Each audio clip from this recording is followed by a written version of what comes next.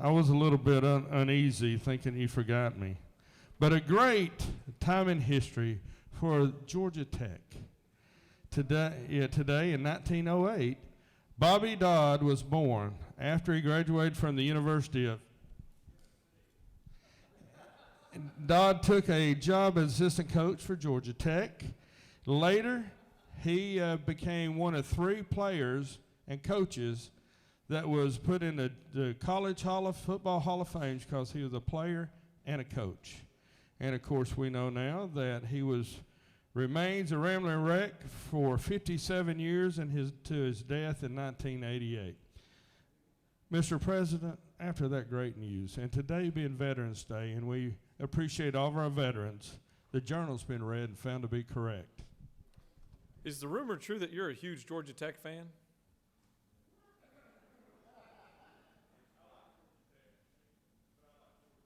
Well played. Is there objection to dispensing with the reading of the journal? The chair hears none. The reading of the journal is dispensed with. Is there objection to the confirmation of the journal? The chair hears none, and the journal is confirmed. All senators who have bills and resolutions, please bring them to the Secretary's desk at this time. Ms. Secretary, first reading of Senate bills and resolutions, please. That was quick. First reading of House bills and resolutions is what I meant to say. House Bill 3EX by Representative Watson of the 172nd and others, a bill to be entitled an act to provide for a new charter for the city of Coolidge, to provide for pending matters, to provide for definitions in construction. State and local government. House Bill 6EH by Representative Lumsden of the 12th, a bill to be entitled an act to create a Chautauqua County Public Facilities Authority to provide for state and local government. That completes the order. Ms. Secretary, will you please read reports of standing committees? Mr. President, the Senate Committee on State and Local Government has had under consideration the following legislation and has instructed me to report the same back to the Senate with the following recommendation. Senate Bill 6EX do pass. Senator Anderson of the 24th District, Chair. Mr. President, the Senate Committee on State and Local Government Operations has had under consideration the following legislation and has instructed me to report the same back to the Senate with the following recommendations. Senate Bill 5EX do pass. Respectfully submitted, Senator Anderson of the 24th District, Chair. Mr. President, the Senate Committee on Reapportionment and Redistricting has had under consideration the following legislation and has instructed me to report the same back to the Senate with the following recommendation. House Bill 1EX do pass. Respectfully submitted, Senator Kennedy of the 18th District, Chair. That completes the order. Ms. Secretary, will you please read bills and resolutions for the second time? Senate Bill 5EX by Senator Dixon of the 45th and others, Gwinnett County Board of Education, Education District Boundaries Revised. Senate Bill 6EX by Senator Dixon of the 45th and others, Gwinnett County Board of Commissioners reconstitute. House Bill 1EX by Representative Rich of the 97th, Georgia House of Representatives Redistricting Act of 2021 enact. That completes the order. All right, now it's time for a morning roll call. Are there any, or afternoon roll call, sorry. Is there any motions to excuse? The chair recognizes the senator from the 33rd. Thank you, Mr. President, and good afternoon. I ask for unanimous consent to excuse the senators from the 35th and the 38th. Without objection, the senators from the 35th and 38th are excused. The chair recognizes the senator from the 51st. Thank you, Mr. President. We'd like to ask for unanimous consent to excuse the senator from the 20th and the 19th.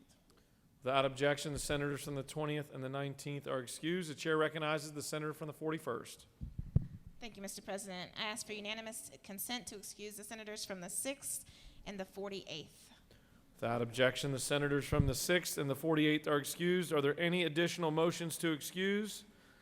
The chair sees none. The secretary will call the roll. Senators, signify your presence by voting the yea switch. The secretary will unlock the machine.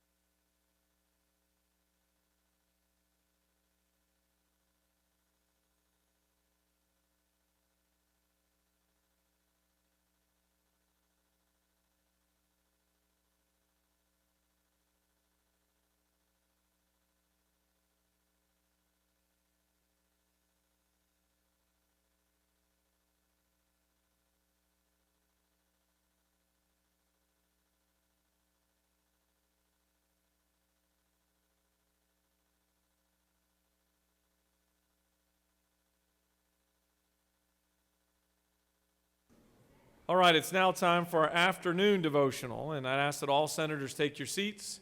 Cease all audible conversations, and doorkeepers, please secure the chamber at this time.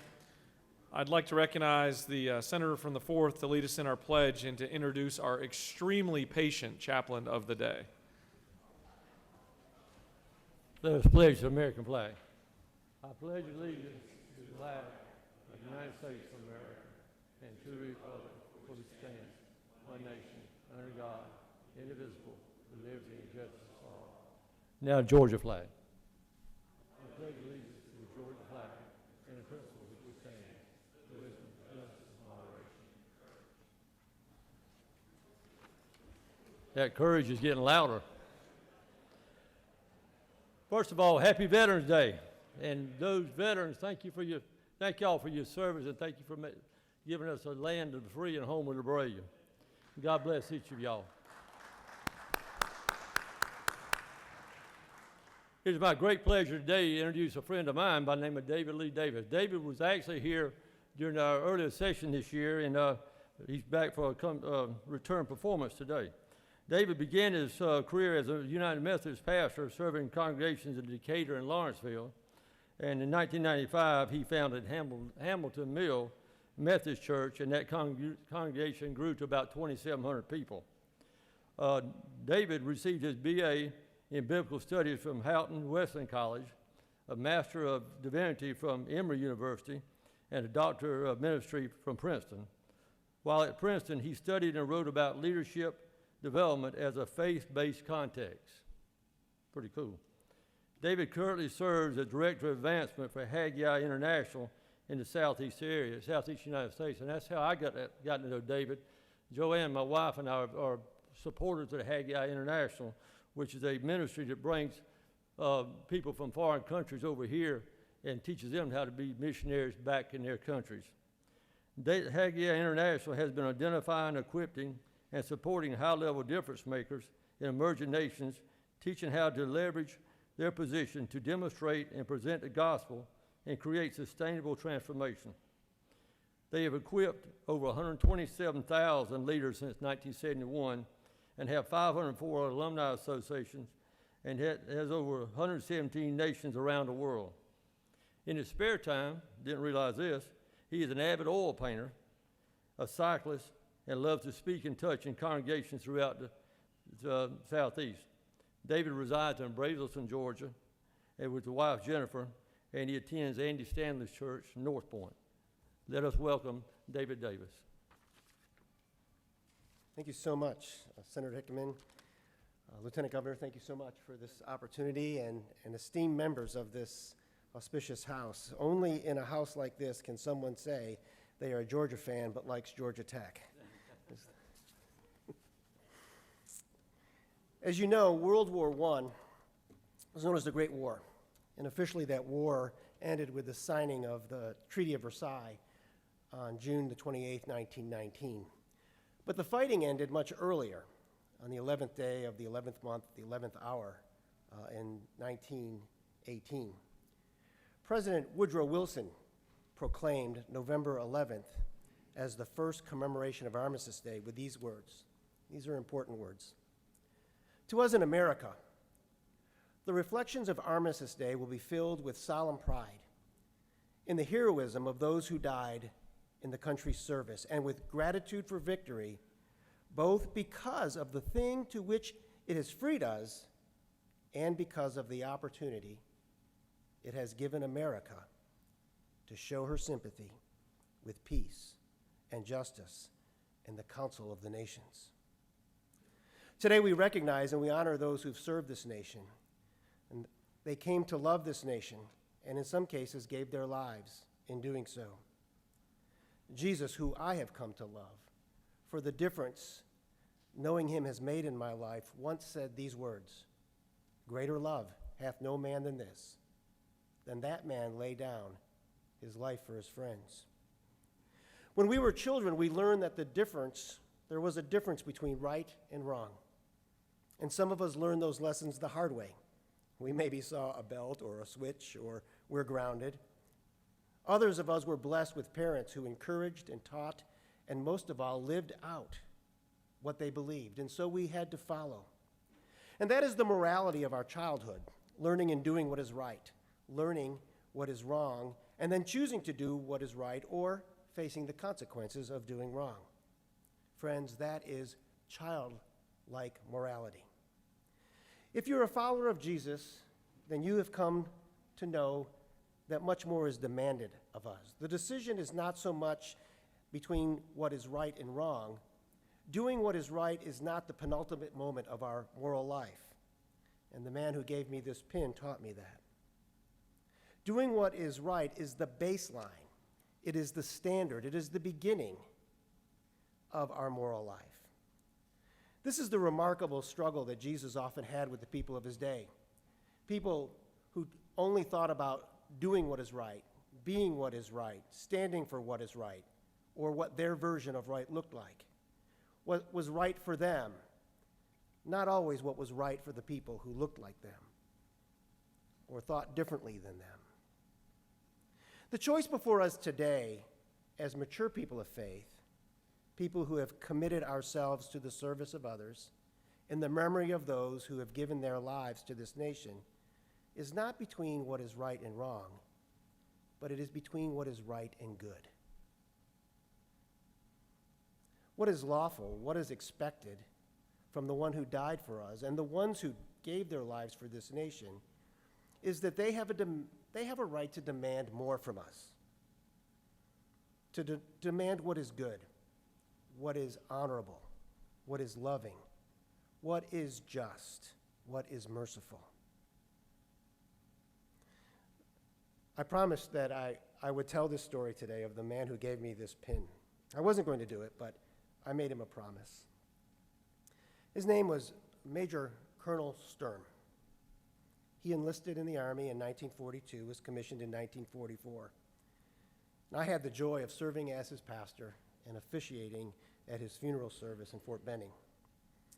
As a young man, he became the commander of a rifle company, 3rd Battalion, 253rd Infantry, 63rd Infantry Division. He commanded units during the Battle of the Bulge and broke the line at, I hope I pronounced this right, the Siegfried Line. After World War II, he returned to college and was called back into service during the Korean conflict.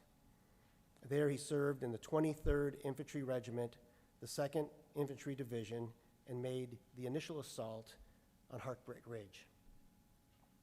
After a few days on that particular battle, he turned the assignment of Heartbreak Ridge over, and he went on to do rescue missions. And then later on, he was recalled back up in the Vietnam War conflict. He's a great American. But that's not the end of his story. After his active duty, he retired in southern Florida, where he began a program to pair young men who were living in under-resourced communities with older adult mentors who could teach them how to play tennis. He's responsible for beginning over 60 tennis programs in under-resourced schools in Florida. And at the time of his death, over 250,000 young people had participated in this mentoring tennis program that he had started, and untold thousands received scholarships for tennis. He's the one that taught me that the 10 Commandments and the basic expectation of what is right is just the beginning of our moral life, that we are called to do more than just what's right, but to do that which is good, and to do that which is good for all. And to that end, I say thank you for your service and encourage you to continue to do the good work that those who died for this country have called you to. Let us pray. God of all peoples, we do thank you for the roles to which you've assigned us. And as we come into this day and this season of legislation, we pray that you would enable us, empower us, and gift us with wisdom that we might seek the greatest good for the greatest number of people.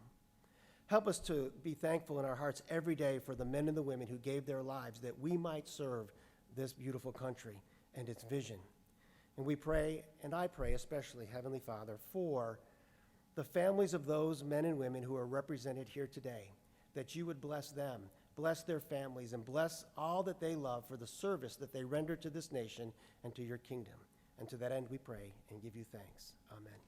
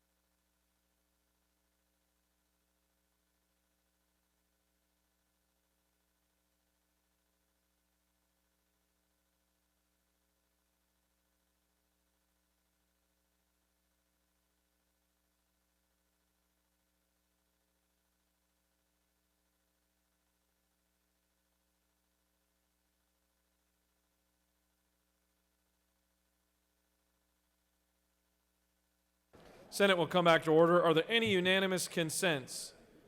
The chair sees none. Does any senator wish to rise on a point of personal privilege? The chair recognizes the majority leader.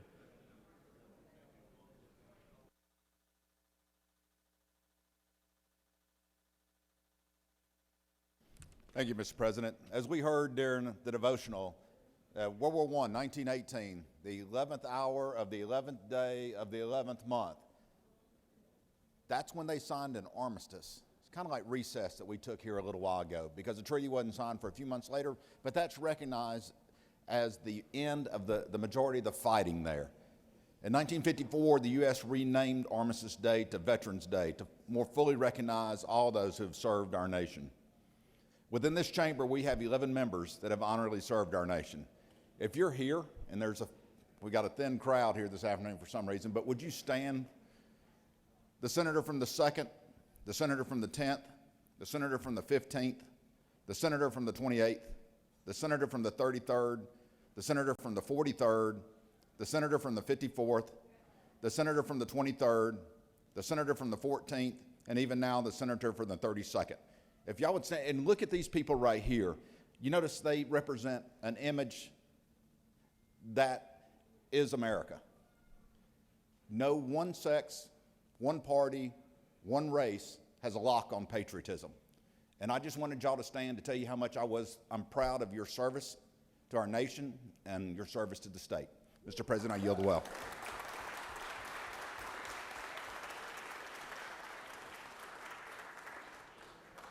Chair recognizes the Rules Chairman for a point of personal privilege.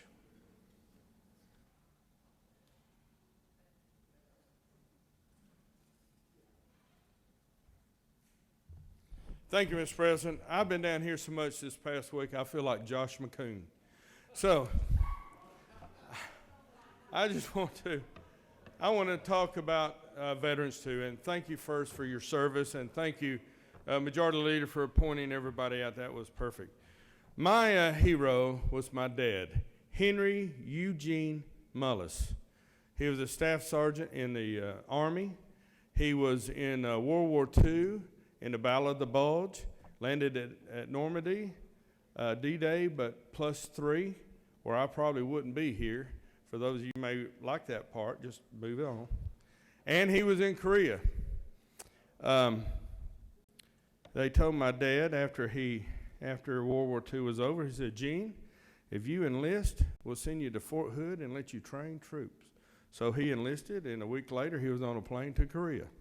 So, and in Korea he had frozen feet, so they sent him to London actually for his treatment after he got him stable, and then after that I think he was dismissed. But my dad was a man of a sense of duty, kind of like we are. We're here because we feel it as a sense of duty as well as our responsibility in taking care of people, and whatever your patriotism is, I'm grateful to know each and every one of you, and for that you give to the people of Georgia through your district and other places. So I want to today thank my dad, my hero, and all the other wonderful military people that have paid the price of freedom by the blanket of liberty and justice that we have. So thank you very much, veterans. Mr. President, I yield the well. Thank you, Senator. Chair recognizes the senator from the 28th for a point of personal privilege.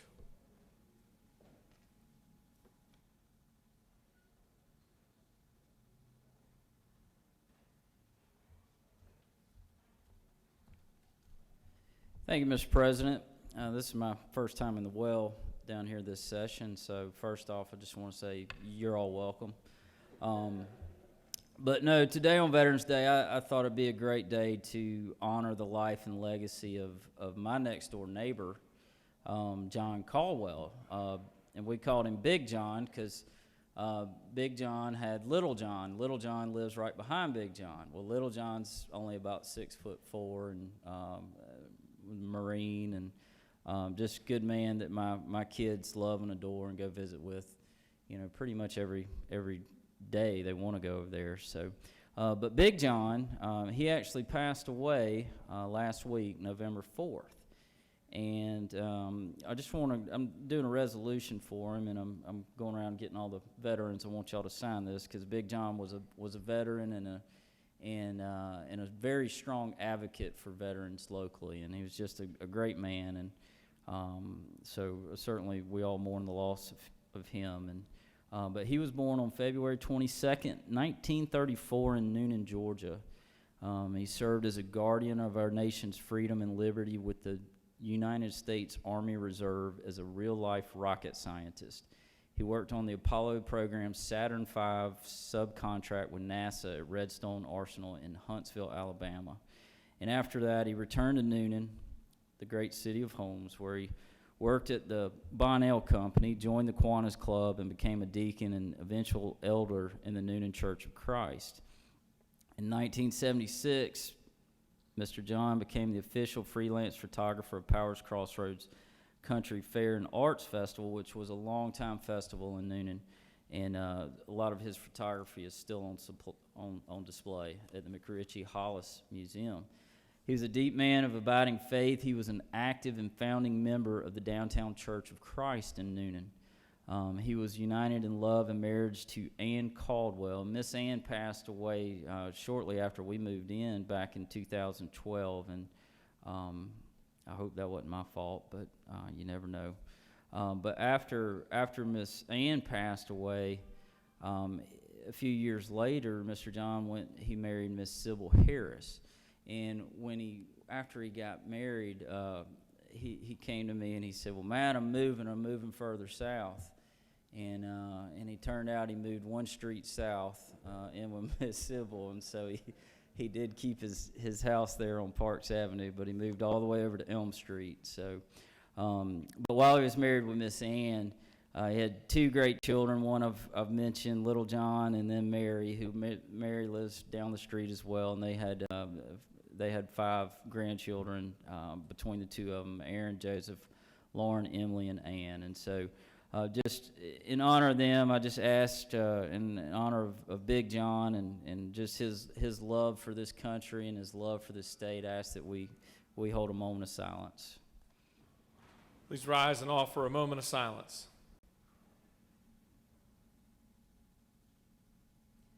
Thank you, Mr. President. I yield the will. Chair recognizes the senator from the 5th for a point of personal privilege.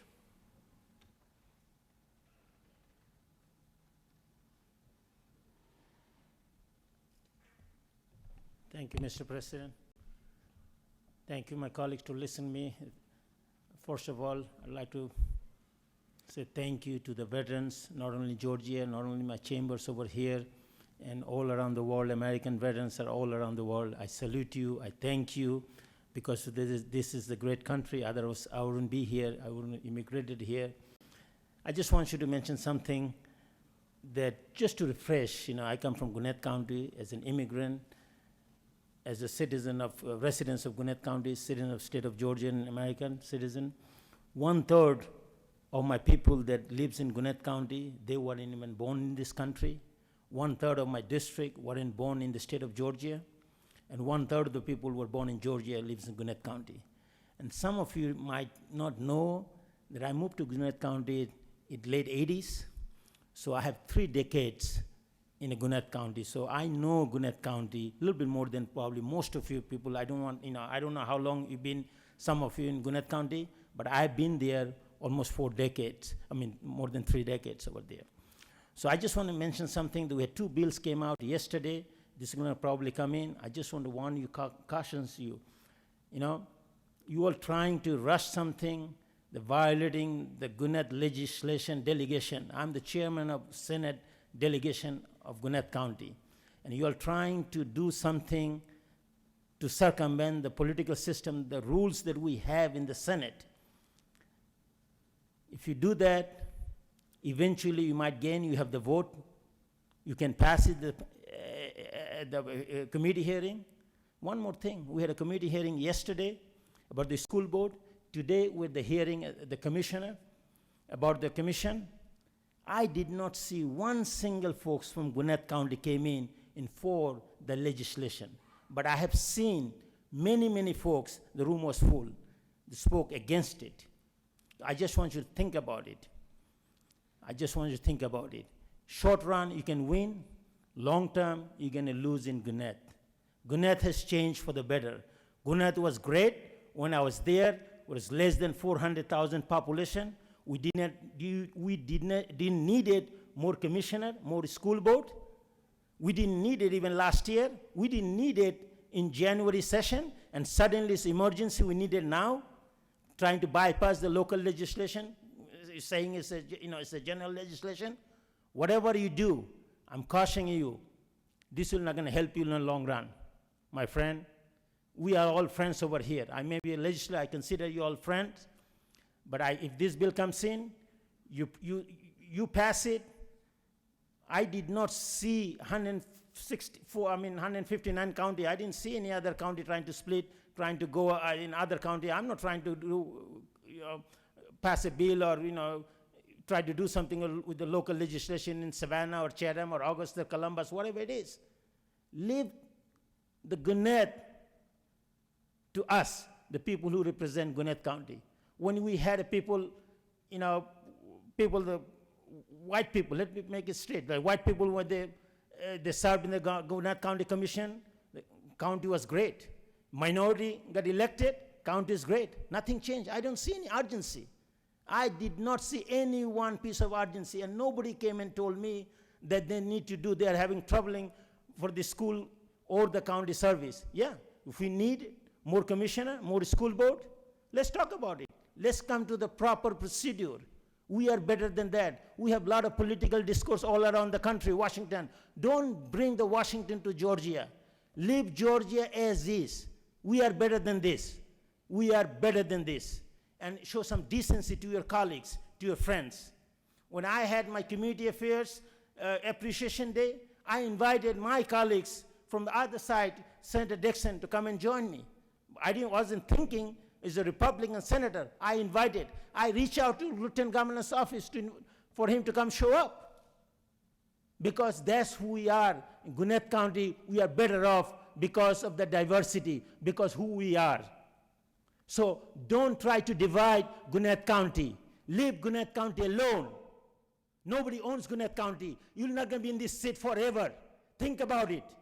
You do something that you're going to rest of the life on your vote will going to amplify. People are going to know that you came after us, and somebody going to come after you too. I'm not going to be there for my rest of my life. I'm not here. I'm here to represent the people that I represent, comes from 100 different countries, speak 100 different languages, and nobody wants this. If you want this, let's sit down at the table and do it proper way. Thank you, Mr. President. I yield the well. Chair recognizes the senator from the 54th for a point of personal privilege.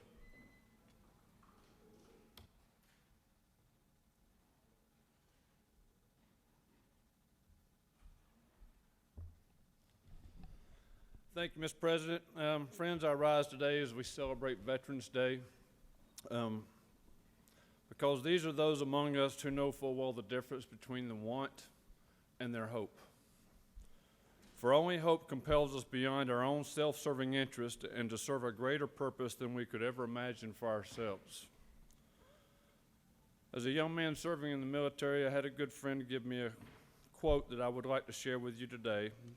Many of you probably heard this before, but I think it speaks volumes, and it's timeless in its need and for application. And this is President Theodore Roosevelt.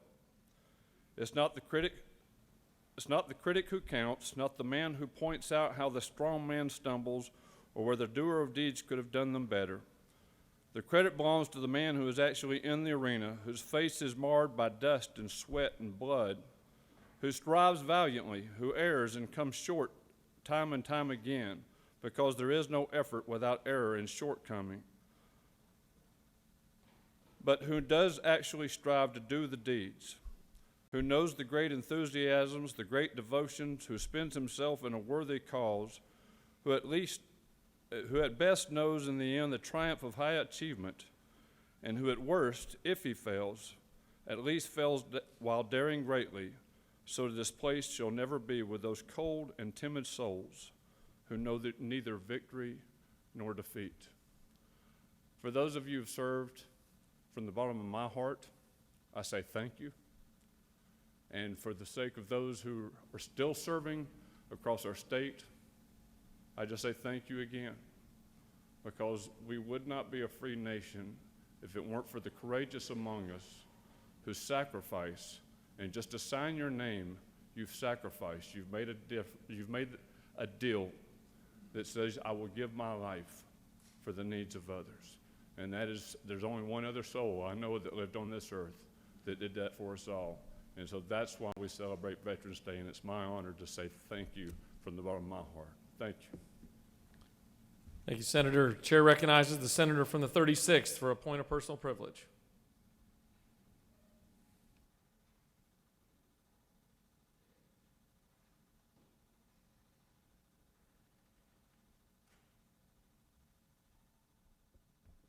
Thank you, Mr. President, colleagues. I certainly join with others of you who have made such moving remarks on the occasion of Veterans Day and shared with us important moments out of history and individuals whose lives made a difference. I'm coming to the well to take a few minutes in response to some words that you heard yesterday from the senator from the 56th about the Fulton County and City of Atlanta jail facilities. Facilities that my taxes help pay for, and all those in Fulton and Atlanta help pay for. And the good news, while what you heard yesterday was a message that castigated Atlanta for having closed our city jail and remonstrating with all these bad policy decisions and how we ought to do this, that, and the other with our facility. Apparently the senator was sadly not quite up to date, and I wanted to tell you some good news that is going in the right direction with that facility here in our great city of Atlanta. And that is that the Memorandum of Agreement has been signed between Fulton County, the City of Atlanta, Grady Memorial Hospital, and the Policing Alternatives and Diversion Initiative. And a portion of this facility is being created as a Center for Diversion and Services, and gives the police, who every day are encountering people with mental illness, substance abuse issues, in need of all sorts of support to turn their lives around. And a jail bed's not the place that's going to happen. This diversion center is going to provide services, behavioral health screenings, medical care, sobering rooms, case management, a place to get in off the street and get engaged with services, wraparound services. The policing authorities welcome this because they have such few alternatives when a person with mental illness or substance abuse issues is crossing the lines and posing a problem in public, for the public. So this is going to be utilized by both the Fulton authorities, by the policing authorities here in the city, and it's a 2-year agreement. And the Policing Alternatives Diversion goes out into the streets and identifies people that need help, need support, and speak to them in a way, not with a gun and a badge, but from a social work approach to encourage them to accept some services. And our jail is being repurposed in part to do that.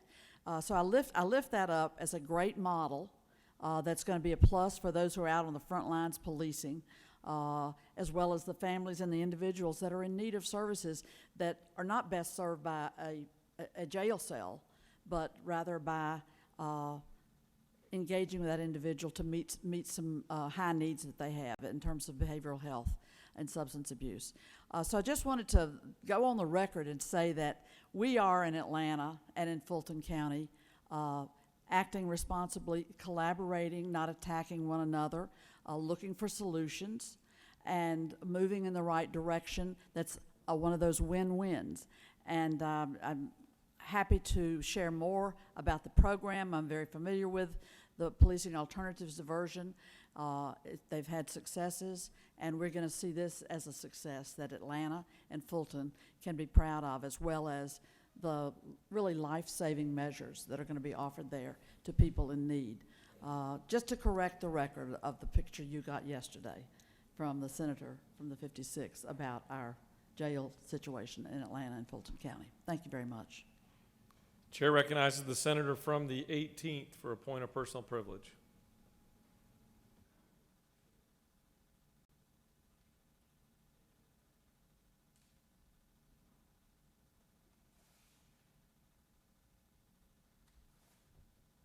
Thank you, Mr. President. Good afternoon, colleagues. Just want to share a couple of thoughts with you. First of all, to those in this chamber, regardless of where you sit or what party you're aligned with, I think we all consider each other friends, and so I want to offer a hearty thanks and a sincere appreciation for those of you that have served in the military. I really appreciate that, and I think we don't thank our service members enough and our veterans enough. And also want to thank everybody across the country, and certainly Georgians that are serving.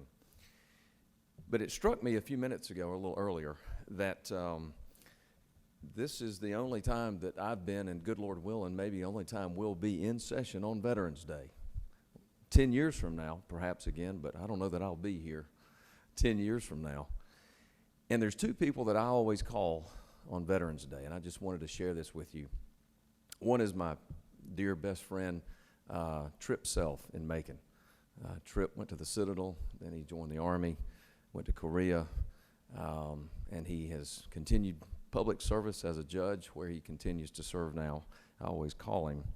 And so I thank him for his service and the example that he sets. The other one is my stepfather. His name is Jim Branton. My father passed away when I was 19, and several years later, my mother married Jim. And Jim grew up in a family that a lot of folks served in the military.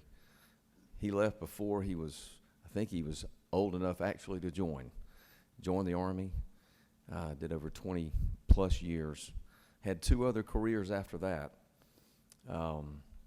But for me to think of Jim, he is the exhibit A for me of duty, and a man who understands duty. And I've seen that in two ways that I'll share with you. The first, you have to kind of pull it out of him, and he'll talk about his service in Vietnam. And I think one of his job was, I don't think there's an actual, it's not called being a sniper.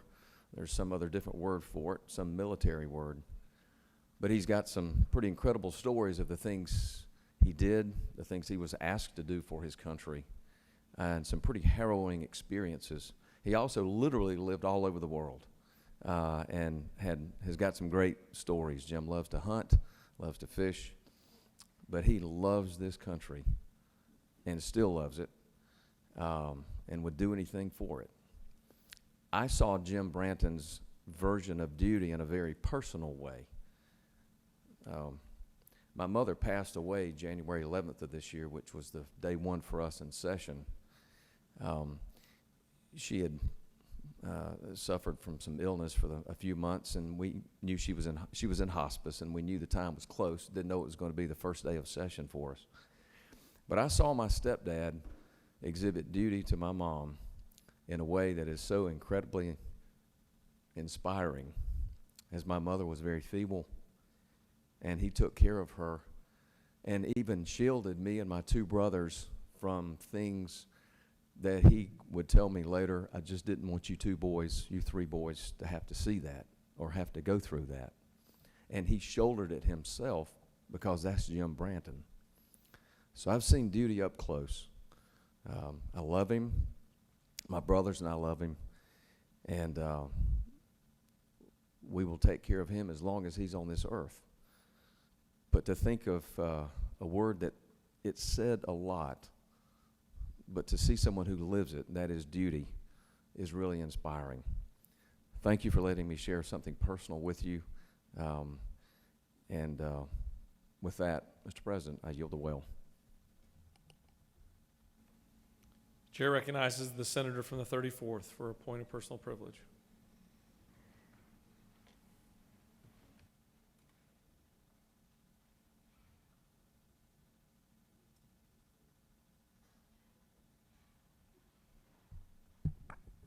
Thank you, Mr. President, members of the Senate.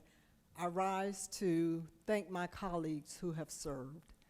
I also wanted to give recognition to my grandfather, who I first knew as a soldier, served in World War II, Claude Edgar Johnson, and his son, my uncle, Winfrey Johnson, served in the Navy. And to my boo, my 45 years, he had just gotten out of the Air Force and decided to come to Georgia as opposed to Alabama, which he was born and raised, right? He picked a real peach, a good Georgia peach, and 45 years later, we're still standing, but I am so proud to have married a veteran. Thank you, Mr. President. I'll yield the will. Chair recognizes the senator from the 47th for a point of personal privilege.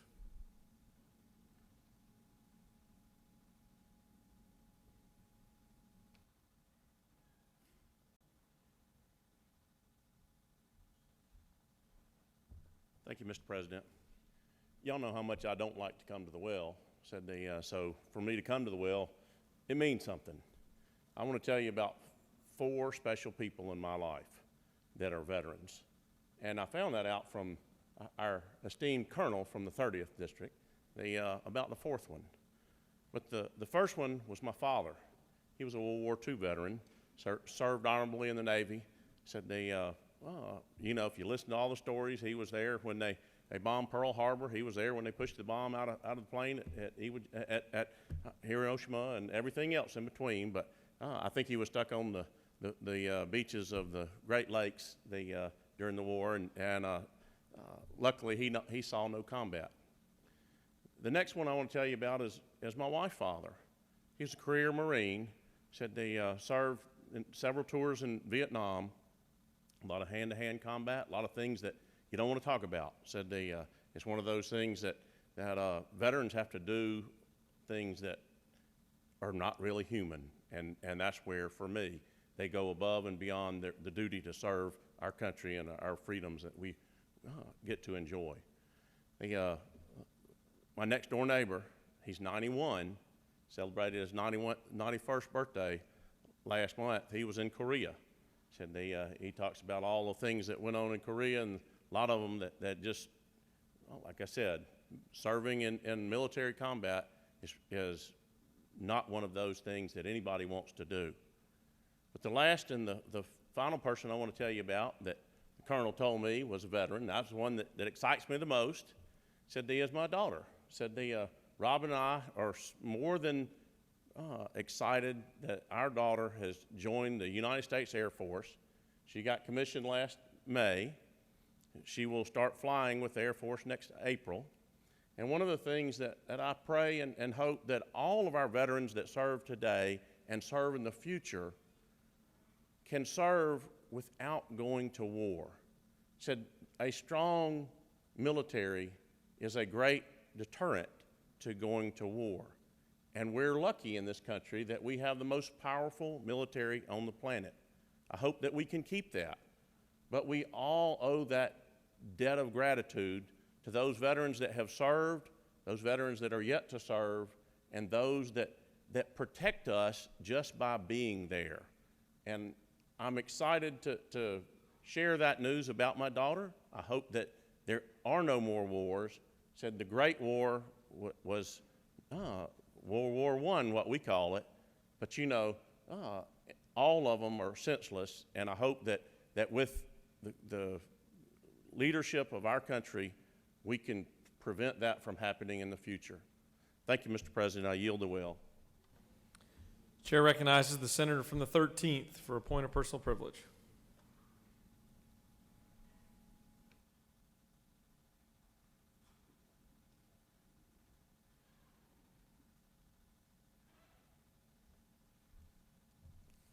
Thank you, Mr. President. Friends, colleagues, I rise today to tell you about a man I knew that was 17 years old who lied about his age to get into the Army. World War II was among us. This man went in because he wanted to fight for what he believed in, freedom. He wanted to believe that he wanted to make a difference for his family. He went in and served through 5 of the most horrendous battles you could ever imagine. He got 5 battle stars for serving in these battles. This was the most gentle man I've ever met in my life. Yet he served through all these and saw all these atrocities and all this horror that war brings. This man came back to his community, raised family, became just a regular guy working a regular job, and participated up until the day he passed away in anything and everything. This man had a motto among his other colleagues that served in the 630th Tank Destroyer Battalion. They saw the most action because they were always out front. And his motto came out a long time before it was used in a movie, a long time ago. And his motto was, with these men, was that the needs of the many outweighed the needs of the few or the one. Do you understand that, folks? The needs of the many outweighed the needs of the few or the one. And folks, I'm here to tell you today, I believe that sports heroes and people like the Kardashians, these social media people, they're not heroes. They're people who have just been put on a plateau by us. The real heroes, in my opinion, are the only people who are willing to lay down their life for you, for me, for our children, our families, and those for us and those to become behind us. Those are the only real heroes. I knew a man who I was proud to call my dad, Oscar Summers, who bravely fought in World War II, and on his deathbed, if he was called back to service, would have gladly, if he was able to, he would have gotten up and defended his country, and he would have never kneeled to the flag. He would have stood up and saluted it. And folks, that's a real hero. That's a true hero. That is somebody who I love and will hope that I can emulate to be half the man he was. Thank God for our veterans. Mr. President, I yield the will. Chair recognizes the senator from the 56th for a point of personal privilege.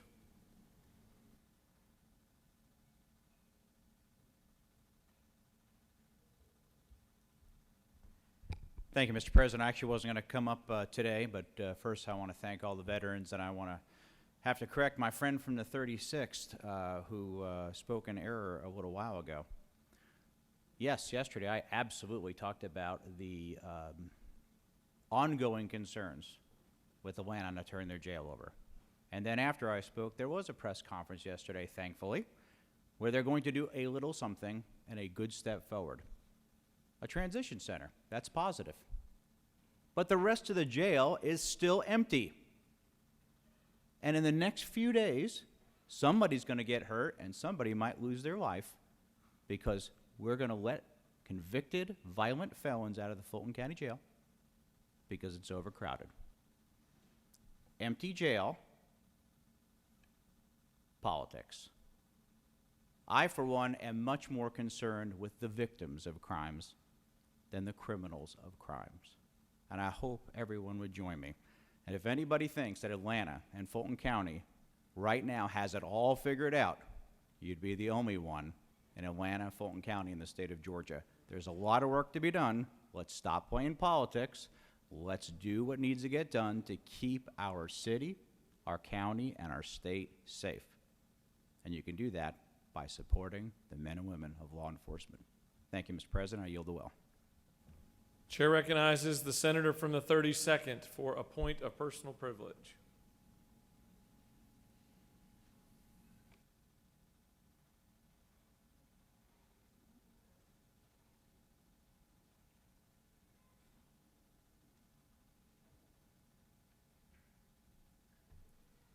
Thank you, Mr. President. I know everybody's ready to go home, but I just need to clear something up. I feel like I owe y'all an explanation because our fearless leader included me in the list of people in our chamber who served. The reason he added me to that list is that I've recently joined the Georgia State Defense Force, which works with the National Guard on disaster response, and I'll be in the medical unit when I finish my training. My whole family are veterans, and I always regretted that I didn't take the military route through medical school, and so this is going to be a new adventure in a way that I can serve. Some of you may think I'm too old to join the military at this point, but I've come to the conclusion that it's never too late to serve. So wish me luck as I finish my training and get my commission to serve as a captain in the Georgia State Defense Force. I yield the will. Thank you.